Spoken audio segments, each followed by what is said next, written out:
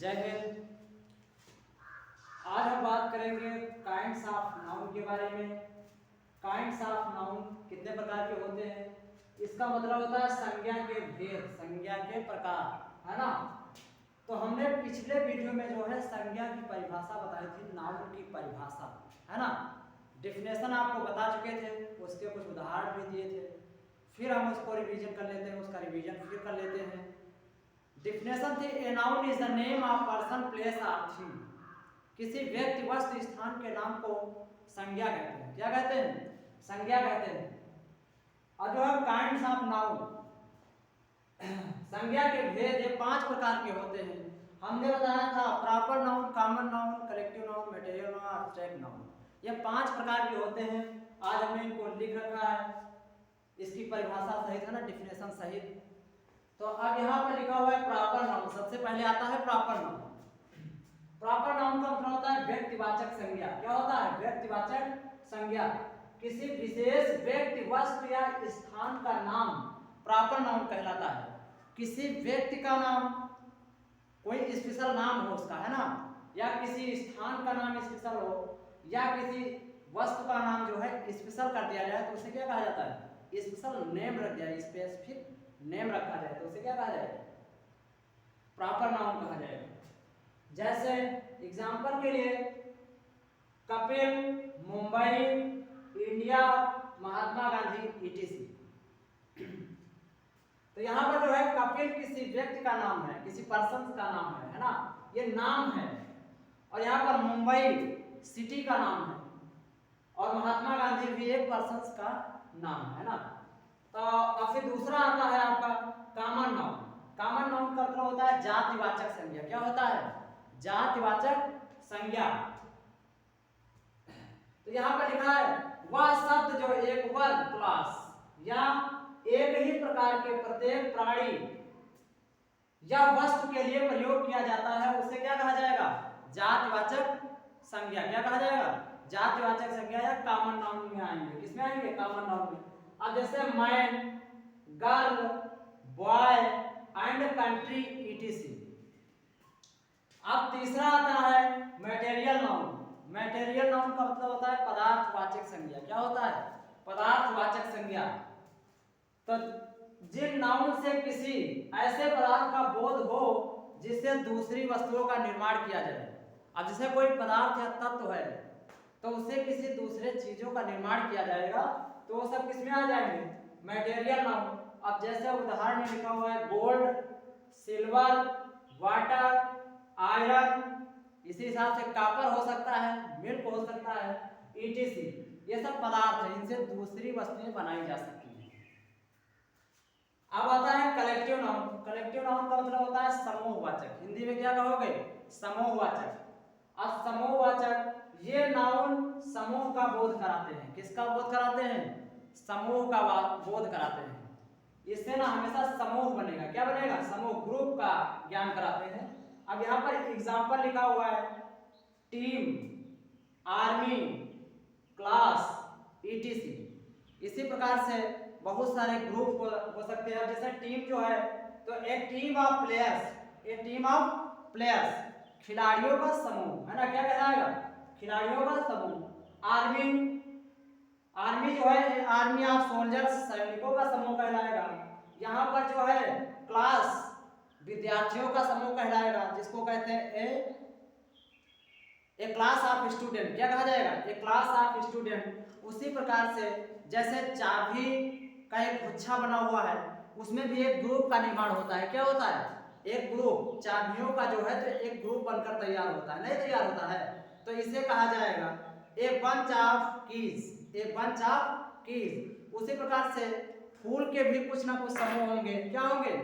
फूल, जैसे फूल भी एक गुच्छे में होते हैं कि नहीं, तो उसे कहा जाएगा a bunch of flowers, a bunch of flowers. तो क्या करते हैं? समूह का ज्ञान करवाते हैं। अब जैसे डाकुओं का एक पूरा समूह, डाकू जो लुटेरा होते हैं, तो उसे कहा जाता है a gang of robbers, a gang of robbers. क्योंकि वो जो गैंग बनाकर चलते हैं ना, तो गैंग वर्ड जो है आपका कलेक्टिव नाउन है। कलेक्टिव का मतलब कलेक्ट करना है, इकट्ठा करना। तो एक समूह का निर्माण होगा कि नहीं?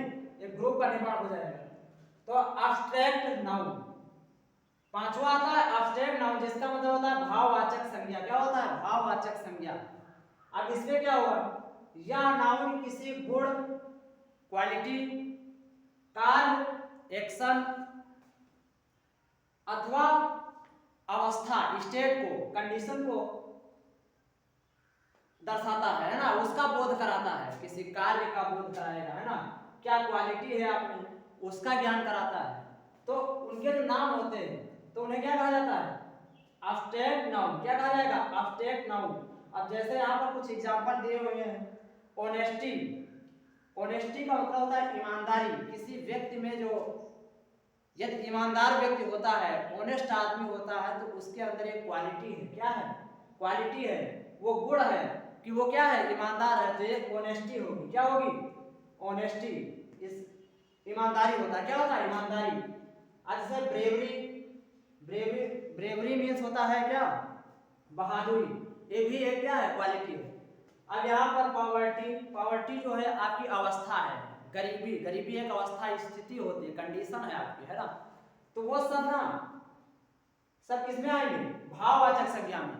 अब देखिए, और यदि इसको सरल में देखा जाए तो भाववाचक संज्ञा वो एब्स्ट्रैक्ट नाउन जो है तो वो होता है जिसको आप ना छू करके पहचान सकते हो, ना आप इसको देख सकते हो, ना तो इसको मापा जा सकता है, ना तौला जा सकता है। तो वो सब क्या होगा? भाववाचक संज्ञा में। इसको ना आप अनुभव कर सकते हो। क्या कर सकते हो? अनुभव कर सकते हो। ईमानदारी आप फीलिंग के द्वारा जान सकते हो, है ना, उसके कार्यों द्वारा जान सकते हो कि वो ईमानदार है या नहीं, है ना। अब आपको हमने 5 प्रकार के जो है विस्तार से बता दिए हैं। अब जो है आपको प्रॉपर नाउन और कॉमन नाउन में थोड़ा अंतर, डिफरेंट बता देते हैं, है ना। तो देखिए यहाँ पर जो एग्जांपल लिखा हुआ है, तो कपिल, कपिल, मुंबई, इंडिया, महात्मा गांधी, ईटीसी जो उदाहरण लिखे हुए हैं। तो एक कपिल जो है एक मैन का नाम है। किसका नाम है? मैन एक पर्सन का नाम है। तो अब जैसे यहाँ पर लिखा हुआ है मैन, क्या लिखा हुआ है? मैन। मैन जो है कॉमन नाउन है। क्या है? Common noun. अब जैसे यहाँ पर कपिल लिखा हुआ है, एक व्यक्ति का नाम है। जैसे कपिल हो जाए, कैलाश हो जाए, रमेश हो जाए। तो अब जैसे हमको बोलना हो अंग्रेजी में, तो इसको हम क्या बोलेंगे? Kapil is a man, Kapil is a man, Ramesh is a man, Ramesh is a man, Kailash is a man.